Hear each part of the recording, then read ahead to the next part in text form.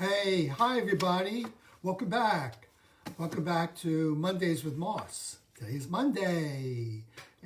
One day after the weekend, I got a chance to connect with you guys and share some thoughts and insights and suggestions about creating a great life, being able to get what you want in life with satisfaction, a sense of accomplishment, and not too much anxiety. Well, the election is over. Do you feel relief? I was talking the other day to my daughter, and she said she felt a weight off her chest. And, you know, when she said that, I said to myself, I think I feel that way too. I feel a sense of, okay, we finally have a country, a national choice. We all have made our choices. I've ordered about 150 million people voted, and we got what we got. You may like it, you may not like it, but this is the result. We have an answer to who's leading the country. You know? Well, whatever's going on doesn't feel like it's over. I do feel some relief, but it's still kind of messy. You know, like, where are we going to go? Will there actually be a reconciliation between Republicans and Democrats and being able to work together? Will there really be a strategy, an effective strategy for the pandemic? Will people start to feel less racial unrest, less economic distress? Will we be able to feel a sense of connection? You know, life is messy. Let's just get to it. Life is messy. Sometimes life is really hard, and sometimes it is confusing, chaotic, and tumultuous. So this conversation today is being able to focus during chaos, tumult. It's not a great word, tumult. It just feels like you're rolling in the dust and confusion. Because the result of staying in confusion and tumult too long is fear, panic, feeling lost and powerless. These are terrible feelings, terrible feelings. And some of you may have been feeling this over the last year since the rise of the pandemic, maybe even longer, okay?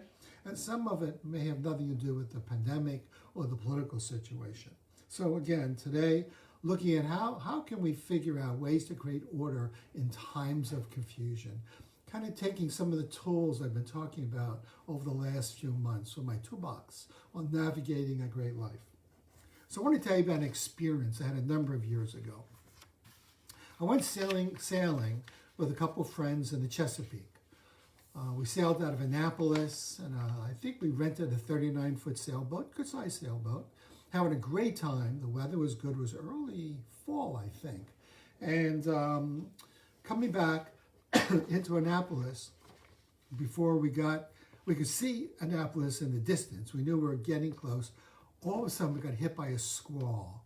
A squall is like a sudden storm, like a tempest. It comes out of nowhere, like a little kid throwing a temper tantrum.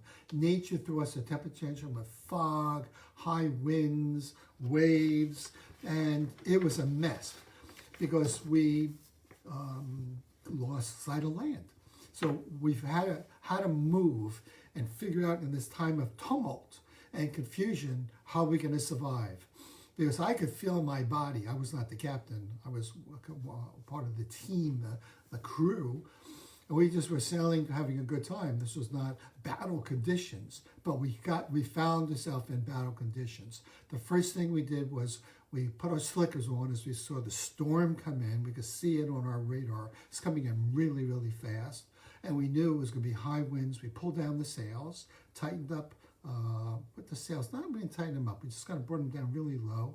We figured out the compass reading, or the captain figured out the compass reading. That's the GPS. It tells what direction to go in. We slowed down the speed. We turned the engine on because prior to that time we had the sails on. We wanted to sail and feel really like we're good sailors sailing into port. But this was not possible, not under these winds. So we had to appreciate the circumstances and adapt to the circumstances. We knew that land was ahead, but we had to go through the squall first. What was really, really useful was the captain said, it was just one of my friends, this squall is going to last about 30 minutes, maybe a little less. It's going to be really shaky. So one or two of you may throw up. hold on, we're going to get there. So what I liked about it was we had a GPS, we're sailing by compass. He said we're going to get there, but it's going to be rocky. So that gave us our reality. Okay, so I wanted to use that as an example to talk about how we deal with stress and what we can do that's adaptive rather than unadaptive. When we have stress, particularly chronic stress, when something happens, when we get upset, like a squall, we have squalls in our life all the time. An economic situation, we don't have enough money to pay a bill, maybe we get lost a job, maybe we got, there's a divorce, maybe the kids are driving you crazy at home, maybe they're not getting the services they need if they have special needs, you're worried about your parents. I have a grandchild who worries a lot about me because I'm older, so he's always asking me, are you going out again? What are you doing? Are you wearing your mask? Are you using your hand sanitizer? He's like my parent, but I love him because he pays me, gives me attention, and is very concerned about me. So these squalls come up, these sudden storms come up in our life, and we have an automatic reaction. Our body is designed, our nervous system is designed to get a high reaction. Oh my God. And it's like, it happens faster than you can think about it. You know what I'm talking about. You feel your stomach sink. Your heart beats real fast. Your muscles tighten up. You become really on alert. And you feel, many of us feel scared. So fear is a useful response if you can appreciate it as an early reaction to an intense stress. But the problem is sometimes we can go into a dark hole and get overwhelmed by it and sail into the dark. We don't want to sail into the dark without having a sense of some control. The dark and the high reaction is fight, flight, or freeze. We either attack or we pull back and just fall down, or we freeze. Now, in that situation with the sailboat, freezing would have been stupid. The boat would have been capsized. We attacked the storm, but we attacked it in an adaptive way. All of us were fearful, but we did not flee, okay? We stayed in the fight until we could move. We know the brain is wired for two things. One is to have an emotional reaction of fear. It just lights up really fast. It's like there's a smoke detector in the back of your brain that goes back millions of years. And we inherited it over time, evolutionarily speaking, because it helps us stay alert to, don't be stupid. There's something going on here. The car's coming at us. The election is happening. I mean, can you remember during the election on Tuesday watching the votes, and Wednesday and Thursday wondering what's going to happen? The smoke detector's going off. We wanted the person of our choice to win. We may have had fears if the other team, other political party won, life would be a disaster. Hopefully some of us are calming down a little bit now and thinking maybe it's workable. But there's another part of your brain, which is your thinking brain, is the front of your brain, is that let's figure this out.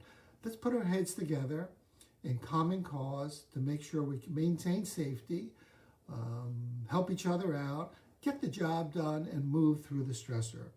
Otherwise, all you got is drama and suffering. Drama and suffering. That's what I mean by the tempest, by the squall, by the storm, okay? So that's what stress does. So we're thinking about, how do I have a conscious choice, sail towards the light? Because I know there's light someplace. I know there's sun out there. I know the storm will calm down. How do I stay centered? So I'm going to give you two ways in which to do it. One is low power, and other is high power responses.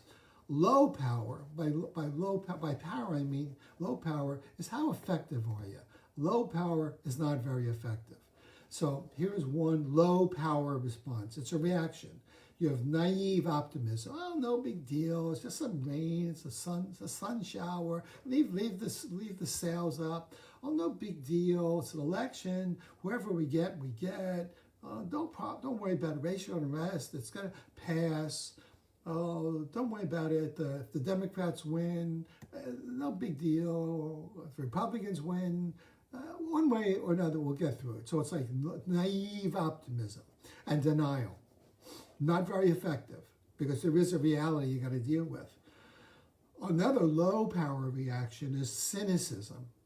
Here we go again, gonna get screwed. Those Democrats are gonna invade the suburbs and our children are gonna be kidnapped. Or if the Republicans win, oh my God, here we go again. Not just 125,000 people getting sick in a day, or 1,000 people dying, or whatever the number is. It's going to be, at the end of the year, 5 million people sick and 1 million dead. So it's cynicism. It's like they won't do a good job. And bringing some hostility along with the cynicism, you got a pretty bleak situation. Or we blame. It's not my fault. They're doing it to us, or the government's doing it to us. Or what can I do? You can't fight nature. You can't fight Mother Nature. Another low power response is catastrophic thinking. Yeah, but I mean, do you realize what's going to happen here? Oh my God, what if these kids aren't getting an education? My kids are falling behind. They're falling behind. And if I send them to school, you know, they're going to get sick and they're going to bring it home and kill the grandparent who's living with us. And by the way, they won't get into a good college. So these are low power responses. Some high power responses, I want to give you 4. So what I want to do today is I want to start the conversation about staying centered in times of chaos with four tools you can use from the Navigator's Toolkit. Then on Wednesday, I'm going to pick up on it and give you some high impact actions you can take. So one tool is realistic optimism. So what do I mean by realistic? Naive optimism is, no big deal.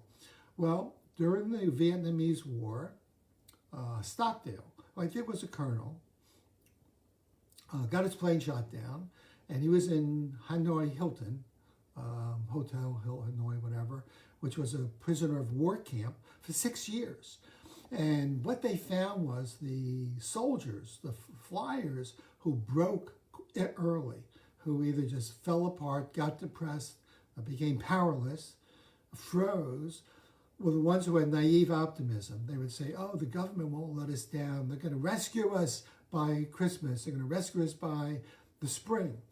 Well, they weren't rescued. They fell apart and they broke down. I'm not sure, and they had a lot of PTSD, as most of them did, but they had a very hard time recovering.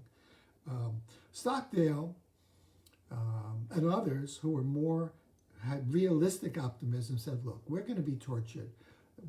All of us, they don't have time to torture all of us every day, but every day someone's going to be tortured. So how much torture are we going to be able to tolerate before we say something? And by the way, let's agree on what we're going to say. So they didn't give the North Vietnamese much useful information.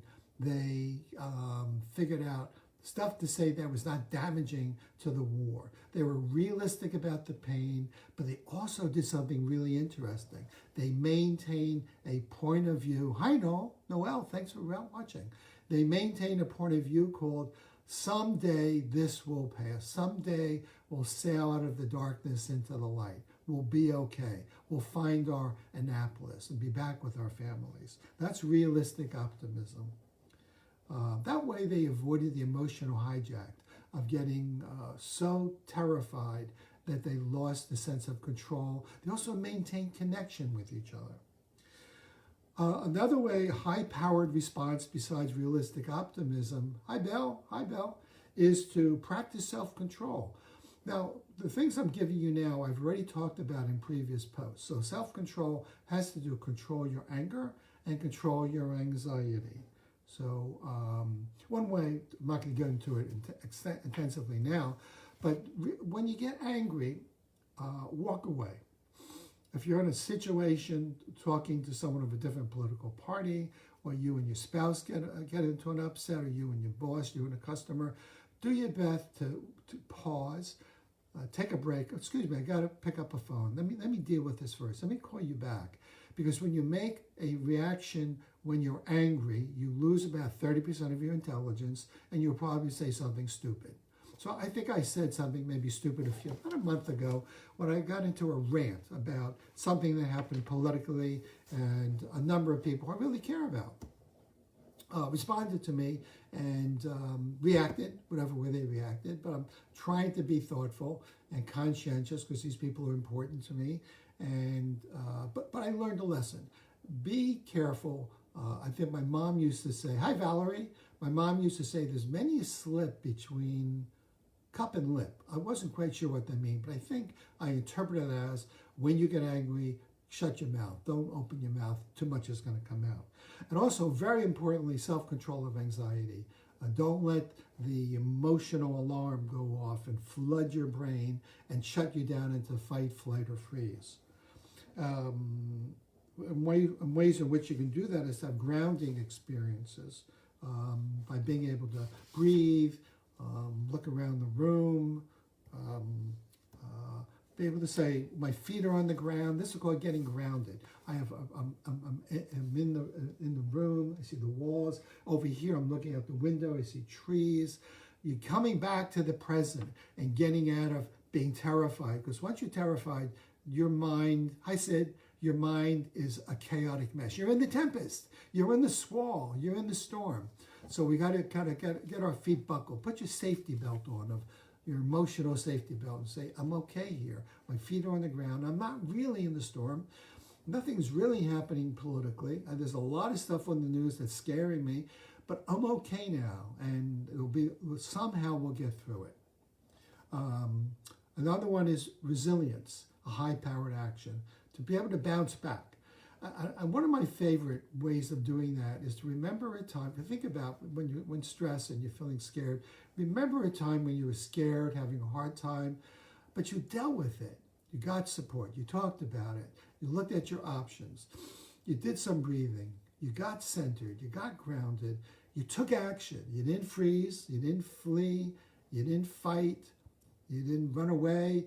You said, I'm going to make that phone call. I'm going to work for the political party. I'm going to help my parent or my grandparent. I'm going to check in with someone down the street to make sure they're okay.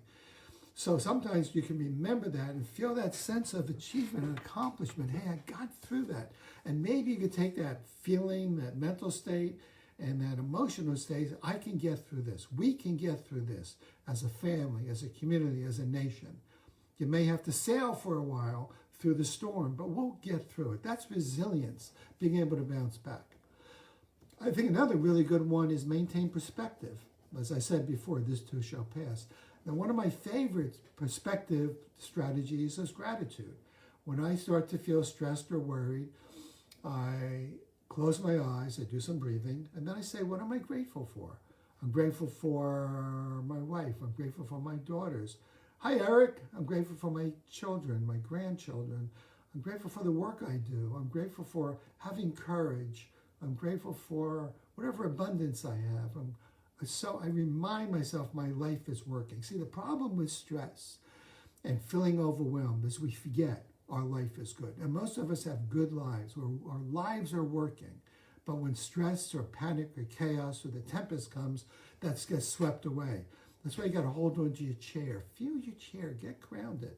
Get that safety belt back on and remind yourself that you got some good things in your life. You might also try, in terms of perspective, be curious. I wonder what's going to happen. I wonder what's going to happen to me or what they're going to do to me, but I wonder how politically Biden, Trump, the Democrats, the Republicans are going to make the transition. I wonder what they're going to get through their tempest of being able to see clear skies ahead, the land, and say, maybe we can work together. Now, this is going to take some time, folks. This is not going to be a 30-day or a 2-month success, I think. I think it's going to require a long, maybe 2 years, hopefully, that our political parties are going to work together and be collaborative. And one way we can support that is with your Republican or Democratic friends, whatever party is not in your party, love them, take care of them, listen, be curious, ask them about what is it that they're concerned about. Listen to them. Don't try to convince them that you're right. It's a waste of time. I think what's really important in terms of perspective is maintain your purpose and your intention. Now, some of you will only be able to get through one day at a time. Okay, so what's your intention for today? Is it to be courageous? Is it to be generous? Is it to be caring towards people? You might have a 30-day plan. I have a friend who plays the clarinet in a band. Hey, Ed, good to see you back. And she's been, actually it's more than the 30-day, but you can have for 30 days, like for example, I saw today on the internet an advertisement for a 30-day course, a 1-month course on painting portraits. Now, I like to paint. What I'm painting now is landscapes, but it kind of enticed me. Do I want to take that on? Do I have time? Will I be committed to take a 30-day course? It will take 4 to 10 hours a week of my time. It would be like taking a course in college or graduate school and learning how to paint. It'll cost about $290. It's not a fortune, but am I willing to make the commitment? That would be a 30-day plan. You don't have to solve everything. Just find something that you could commit to, and have an intention. I'm going to see this through. A good way of binding anxiety, so anxiety doesn't take you over, is to channel it into something constructive. It could be being of service, doing volunteer work. It could be cleaning up something in your house, doing cleaning your closets. Or it could be a 1-year project. So figure out a purpose. Now I have a 1-year project called, I'm writing a book called Extraordinary. I'm using Mondays with Moss as a way of gathering ideas, thinking about it, and moving in that direction. So let's see, what did I just talk about? High-powered reactions. Be realistically optimistic. Practice self-control. Be resilient, bounce back. And 4, maintain perspective. Okay? Now on Wednesday, I'm going to give you probably 4 to 5 high-powered actions you can take that are connected to these 4 tools. Very useful. But the bottom line for today, just to appreciate, we're still not out of the storm. We still got a storm that we're going. It may not be blowing on our face. It may not be hail. It may not be a tempest. But many of us are still frightened and concerned. So remind yourself, yeah, these are stressful times. There are some things I could do to maintain staying centered. I do not want to get emotionally hijacked. Fear is to be expected. Panic is optional. Fear is to be expected. Panic is optional. You don't have to panic. Hi, Fairly. You don't have to panic. But you got to be able to appreciate the stress, the anxiety, and not jump into the future and catastrophize. Get centered. Find a way of like saying, I'm okay. Nothing is happening to me right now. There might be a swirl, but you know, Dorothy got through the tornado. I'll get through this. My mom and dad, my friends will get through this. Really important, maintain perspective. Focus on what's important. Don't get caught up in the news too much. The news can really trigger us into the danger, okay? The problem with the news is it tends to be negatively oriented, not positive. So when it's negative, the smoke detector hears it, sees it, says maybe it's true, and it starts to kind of set the alarm, trigger some adrenaline, trigger cortisol, and throw us to anxiety. And if you don't pull back and say, wait a minute, hold, it's just news. I don't know if it's fact or story. Maybe I need to find out. It's just information.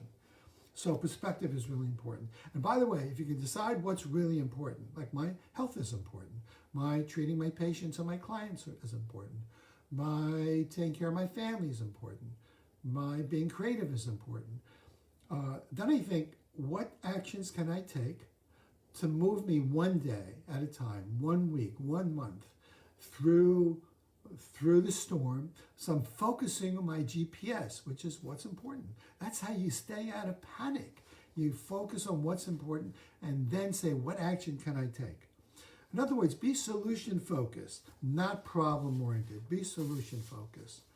Another key in terms of bottom line is don't wait to be rescued. There's no one who's going to rescue us. Hopefully we have a leader who makes sense to you. You can wrap your arms around. May not be your leader, president of choice, but you know, the original founding fathers, from what I understood, created three branches of government, not necessarily to work together. In fact, I think Madison, my partner Bruce Miller told me this today, Madison actually created these three, the Supreme Court, the House, and the Senate, and the presidency, the executive branch, to figure out how they're going to deal with different issues so that one party, one branch of government could keep the other one in control. So it didn't run rampant. So it's not so bad if there's a split Democratic, Republican government. It's okay. Well, they'll figure it out.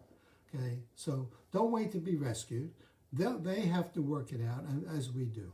I think what's really important, now the bottom line, is get recovery time. Every day, do something to catch your breath, to get away from stress, get away from the norm, the storm. Step out of the tempest. Do something that feels good. Yeah, whatever it is. Try not to overeat. Try not to do stress eating, okay?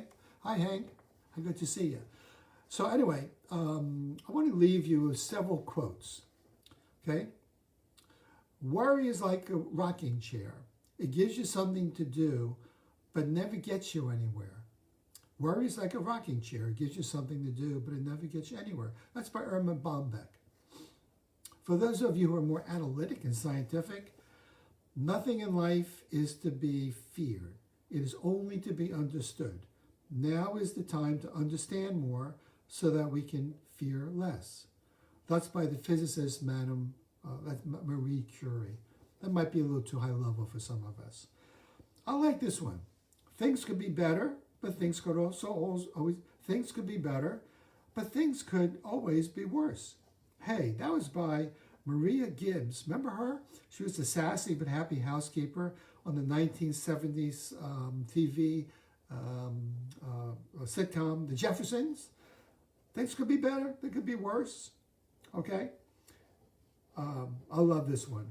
You can't always get what you want, but if you try sometimes, you'll find you'll get what you need. Rolling Stones. I often say that to myself. I can't always get what I want, but if I try sometimes, I'll get what I want. And lastly, I attribute this to my deceased sister-in-law, Susan.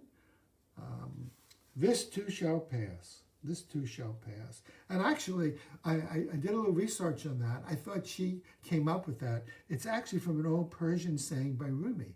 This too shall pass, folks. This too shall pass. Rumi lived, what, a few thousand years ago?